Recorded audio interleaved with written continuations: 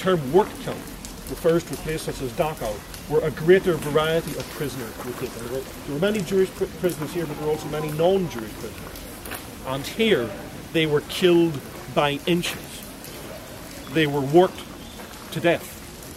They were starved to death. They were tortured. They were brutalized.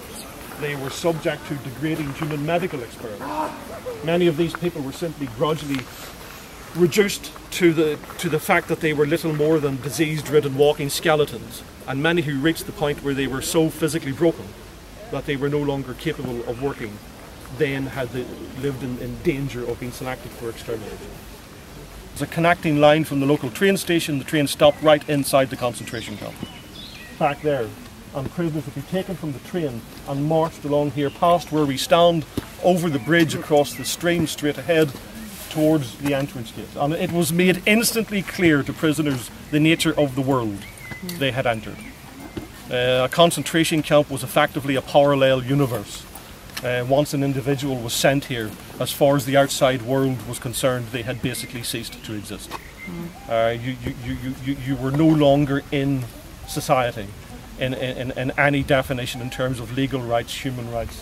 You had become a non-person the moment you arrived here, and that was made instantly clear. Which is an original building, and probably more than any other building you'll see, this one really symbolises what Dachau Concentration Camp was. You'll see in a few seconds the original gate with the infamous inscription, Arbeit macht frei, work makes you free, freedom through work. So the building here represents different things, good and bad. Throughout its history, it had always represented terror to the prisoners. One reason for that being is that the daily routine was that prisoners in the morning would be lined up in roll call square at the other end of the gate to be counted and divided into their various work crews, and then marched out to work for miles around, and then in the evening marched back in again through the gate for evening roll call. And as they were marched in and out through the gate, they were marched through the SS guards, because that's where the SS were.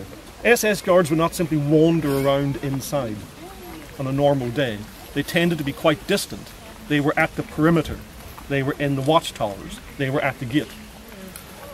One moment when prisoners were guaranteed to come into direct physical contact with the SS was when being marched through that gate. And those were moments of maximum danger. A prisoner was never more directly in danger than when in the physical presence of the SS. The SS guards were expert at finding excuses to inflict severe physical punishment upon a prisoner. For example, a prisoner, the button could have fallen off a prisoner's uniform during the night, anything like that could cause an SS guard to sentence a prisoner to punishment. And when you consider the physical condition to which these people had been reduced, such a punishment could be the beginning of the end. So that building represented many different things. It represented terror on a daily basis, but at the very end came to symbolise liberation. So we can walk through, and as I said, bear in mind, we're following in the footsteps of prisoners and also in the footsteps of their liberators. Just along this way. This was the first concentration camp to have those words placed upon the gate. Later they were placed upon the gates of some of the other camps. I mentioned earlier that the commandant of Auschwitz began his career in Dachau when he founded Auschwitz concentration camp. He paid tribute to his time in Dachau by having the same words placed upon the gates of Auschwitz, where they can still be seen today.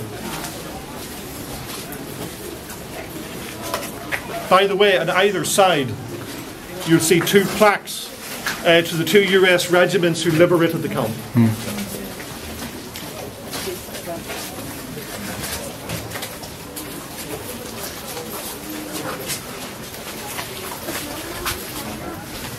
You will have free time at the end of the tour, and we will be coming back this way.